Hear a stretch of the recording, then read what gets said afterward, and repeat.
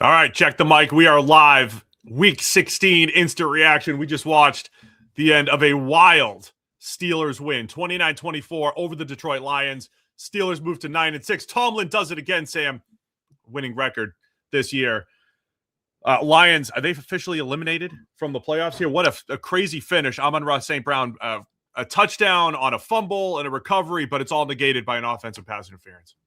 Yeah, the only one that was legit in the game. I think there were 3 touchdowns taken off the board because of offensive pass interference, and I think 2 of them were absolutely ridiculous calls.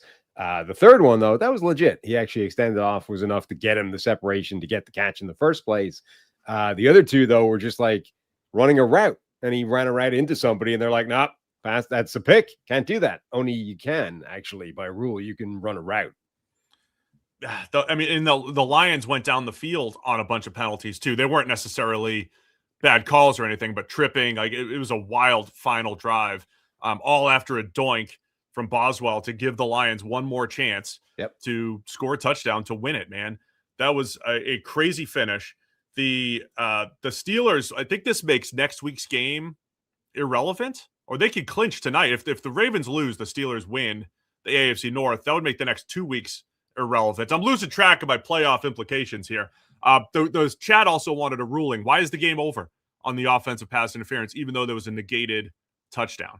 Because time was expired. So if you accept normally an offensive pass interference, it's like, negates the play and you do the next down, but you can't do the next down because there's no time left on the clock. So the game's just over. They did a terrible job of explaining it, at least until Gene, I think, Sterator came on and explained that. If it's an offensive penalty and there's no time left anymore, well, then it's just the game's done. And then we saw the previous time that looked like a walk-in wide open touchdown, a play earlier, Amon-Ra St. Brown, negated by the offensive pass interference a couple plays earlier. So Lions had their chances. Big takeaway for me, though, Steelers, Jaylen Warren, 2 exactly 45-yard touchdown runs. Their offense starting to come together these last few weeks. We've said it a couple weeks now, but the veterans, Rodgers looks more comfortable. Kenneth Gainwell was unstoppable. The 2 backs, really, for the Steelers, unstoppable in this one. And they look far more formidable than they did just a few weeks ago when they were sitting here at 6-7, right? 6-6. And people were calling for Mike Tomlin to be fired. So Steelers getting hot now at the right time. Yeah, and they have for the last few weeks. I mean, the offense in particular has played better. The defense looked a lot better today. Having said that, Detroit was like deep into the bench on the interior of the offensive line. So that's definitely going to be part of it. But yeah, the Steelers look better now than they did earlier in the season. That's for sure. All right. I see all the Jags fans. They came in to party and celebrate. The Jacksonville Jaguars with a pretty emphatic win in Denver, 34-20 over the Broncos. Jags moved to 11-4. Broncos fall to 12-3. It felt like a playoff game the entire time. I know it was a 3-score game into the second half, but it was tied into the second half. It felt like blow by blow, back and forth, heavyweight fight, whichever cliche you want to use. But man, Trevor Lawrence and that Jags offense stays hot. And like I said, emphatic win in Denver, and Denver's first loss since back in week 3. Yeah, I mean, this is a statement win from Jacksonville's point of view. Not only are you going on the road to Denver, a team that's right up there in terms of seeding, the number 1 seed going into it, but it's the first defense that you played that's like a really, really high-level defense for a while. Like a lot of the rest of this this winning streak, not all of it. I mean, the Chargers have a good defense. They stomped them. But a lot of this winning streak, particularly the Jets game, has been built off. Yeah, Trevor Lawrence played spectacularly. However, it's the Jets. Well, there's no excuse. Trevor Lawrence went out there. He played fantastically. The Denver defense was still really good. They made some good plays here or there. They got after him. They forced him out of the pocket, and he was still dropping absolute dimes. Parker Washington just destroyed Riley Moss for the majority of the game, multiple times forcing either complete missed tackles, just whiffs. Riley Moss, I think he's a good corner, but he had a bad day at the office today. And yeah, Jacksonville goes out there and says, we're as good as any team in the AFC right now. Yeah, I don't have any Mark Brunell or Jag stats at the moment, but Parker Washington was outstanding in this game, as you mentioned. And yeah, Lawrence, for a third, fourth straight week, looks great. And if you go way back to early in the season when he was inconsistent, the whole offense was dropping passes left and right. We said, man, if he starts to figure it out and get back on track and get on the same page with Liam Cohen in this offense, coinciding with Jacoby Myers, who, by the way, just re-signed multi-year deal now with the Jags. They're going to keep some of these playmakers together, still have Travis Hunter coming back. You got Brian Thomas Jr., who, again, they're just easing him in instead of force-feeding him the ball. I think that's been the big change here for the Jags. Plus, their defense made a bunch of big plays in this one. So, Sam, I was hinting at this. We'll talk about this in more detail tomorrow, but the Broncos defense showing some cracks, like little leaks over these last couple weeks. I know they've been winning games, but some cracks against the Commanders and against the Packers, and I think it showed up again today. So, look, the Broncos still have a path to the number 1 seed, but now so do the Jaguars. They do actually have an opportunity for the number 1.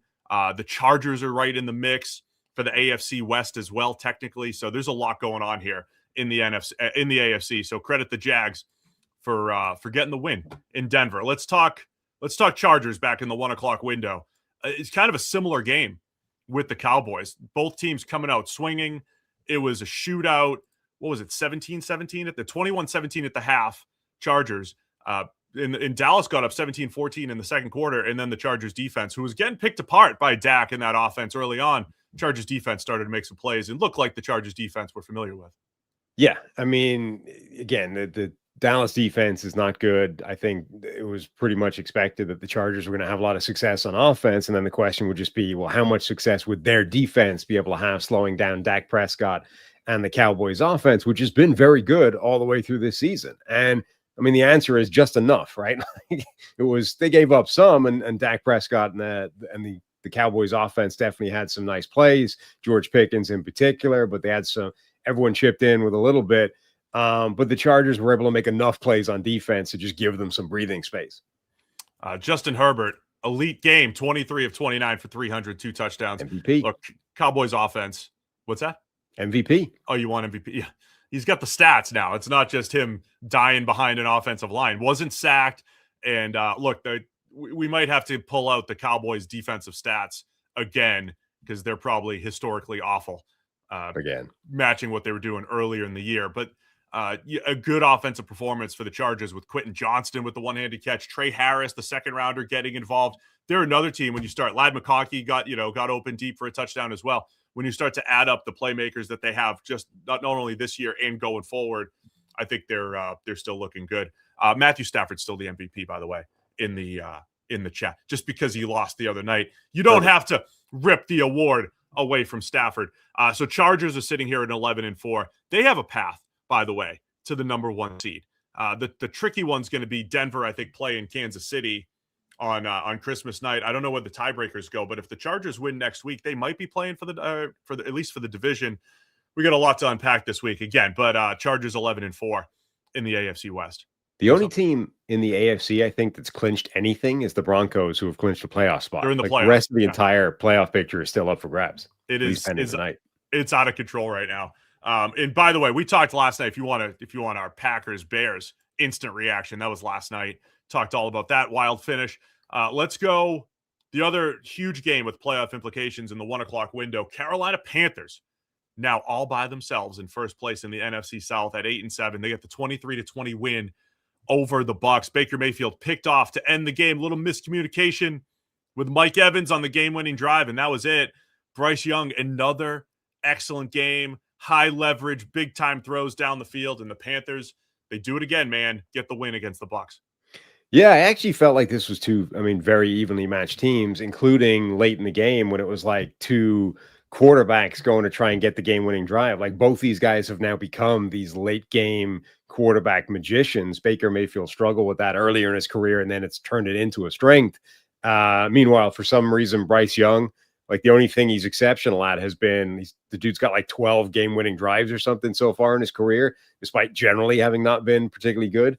Bryce Young got his part of it done. They took the lead. He went and dropped an absolute diamond at Jalen Coker down the right sideline, put the game-leading score on the board, and then Baker tries to answer, started off with some Baker scramble magic, and then it breaks down on that scramble drill where Evans tries to turn inside to space. Baker thinks he's going to keep going outside and just throws the ball right to a Panther safety, who, by the way, That's the guy that made the ridiculous, dumbest penalty of all time by hitting Tyler Shuck at the end of that quarterback draw Luther last Ransom. week. So Yep. absolutely redeems himself, rookie safety, making a great play instead of a boneheaded, terrible play. Luther Ransom, rookie safety, game-winning interception.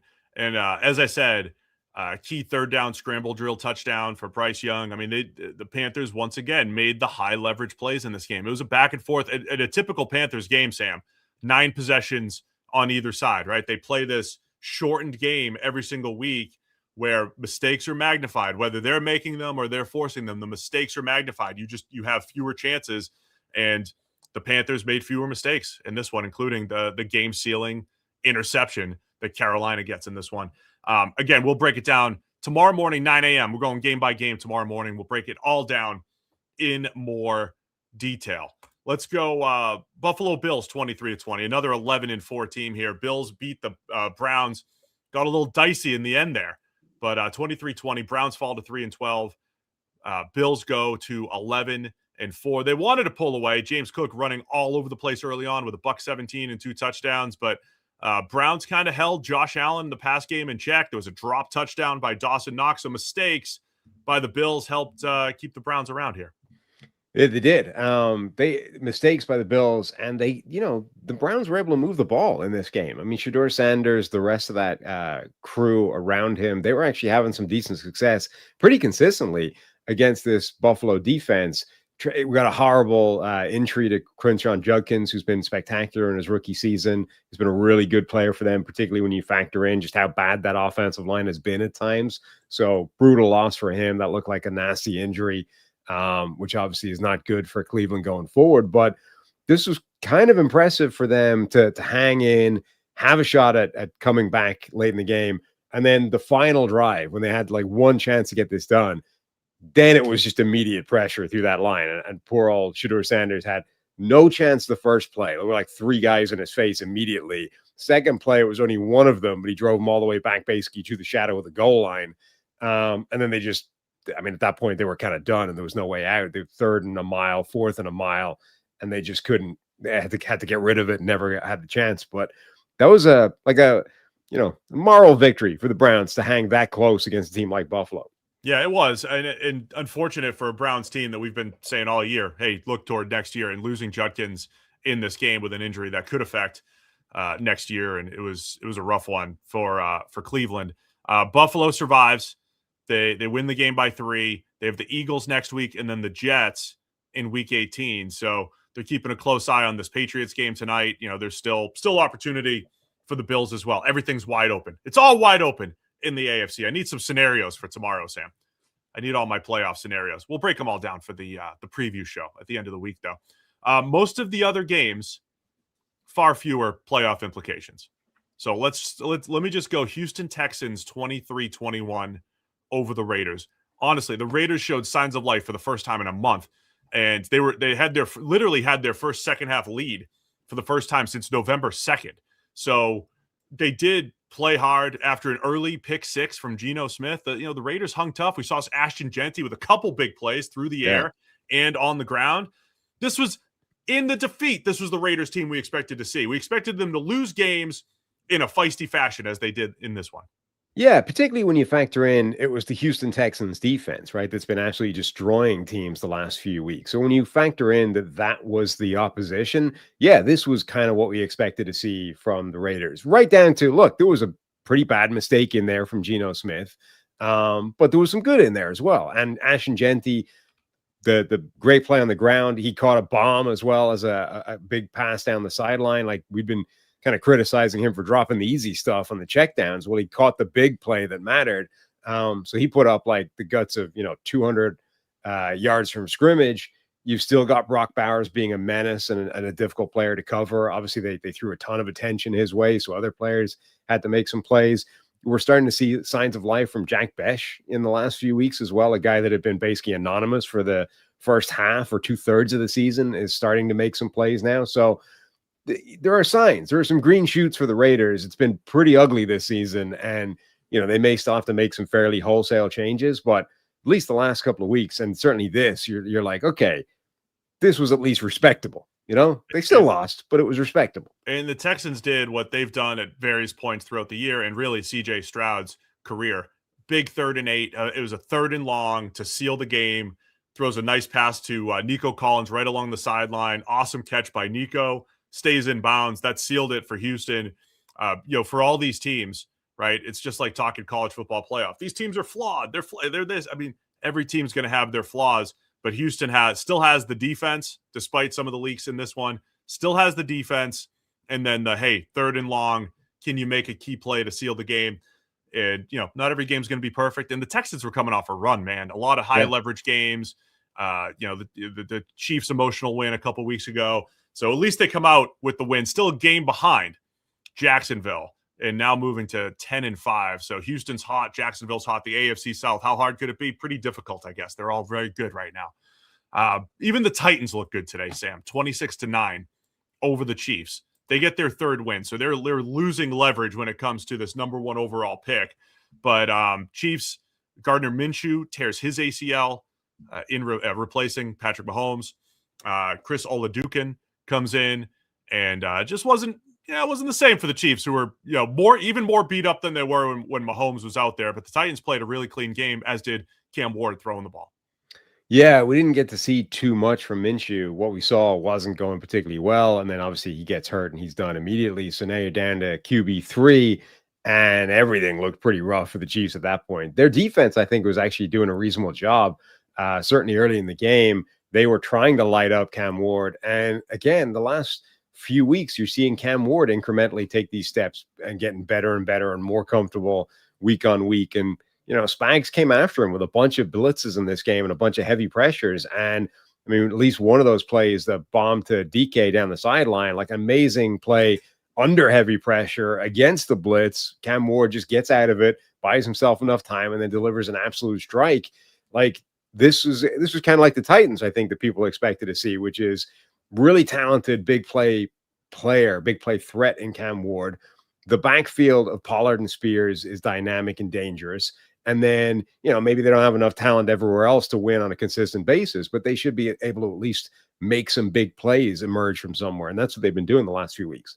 Third or fourth straight week, they got the run game going with Pollard and Spears and some creativity with those guys. So I think good momentum overall for Tennessee as they head inch closer to the offseason here. What else is worth discussing here? I'll at least touch on some of the games, whatever stands out to you. Minnesota 16-13 over the Giants. JJ McCarthy taken out of the game due to injury right before the half on a strip sack. And then Jackson Dart, what the Giants finished with about 30 total passing. Or was it less than that? What were their 33 net, 13? No, other way around. 13 net, 33 total.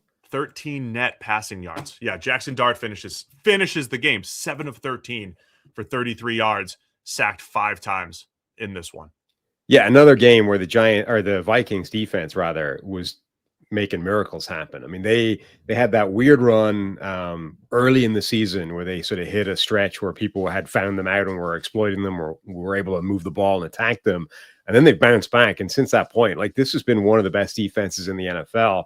We thought it might be a struggle for Jackson Dart, given the creativity and the disguise that Flores and this Vikings defense brings to the table. And man, it was. I mean, they absolutely shut them down. It felt like every turnover in this game was like a weird drop into interception type of play that happened on both sides. But eventually, like even with Max Brosmer out there, the Vikings defense was just not going to give up the plays.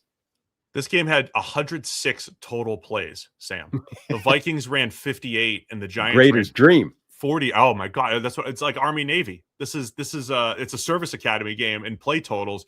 I need to look that up before tomorrow. That's the fewest I've seen in forever. That looks like a game from '84 where each quarterback, the Vikings threw the ball 23 times, the Giants threw it 13 times plus sacks. So Saints Saints are in take care of business land right now, beating the Jets 29-6. The Bengals, kind of a statement comeback after getting shut out 45-21. Quinn Ewers' debut, I thought he looked pretty good overall, and then some turnovers started to pop up in the second half, and the Bengals took advantage. Yeah, I mean, I think with a lot of these rookie/young quarterbacks, you're seeing the turnovers that are like it's such a difficult step up. And you saw it from Quinn Ewers, you saw it from Brady Cook for the Jets. Like those guys, it's really hard to avoid the critical backbreaking mistakes. But as you said, like Tyler Shuck's out there making plays.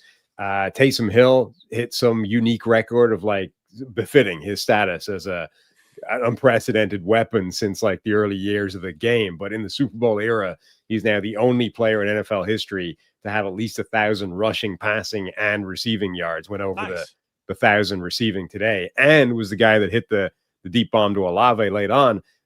And then, of course, you've got Charlie Smith tying the Saints record for 5 field goals already. The guy, I mean, could have had 6, but he missed from 61. First week, he just signed a multi-year deal. 3 years. With the Saints. So, yeah, the guy's been around for 4 weeks here, and he's already breaking records. So I know you'll have plenty to break down on Smith tomorrow. And again, the Bengals put up 45, 3 second-half touchdowns from Chase Brown, 2 through the air, 4 touchdown passes for Joe Burrow. And the only other game I believe we haven't touched on was the Atlanta Falcons 26-19 over the Arizona Cardinals. Cardinals got up early. Falcons got their run game going. Cousins 2 touchdowns to Bijan and Pitts. And Falcons moved to 6-9, and Cardinals fall to 3-12.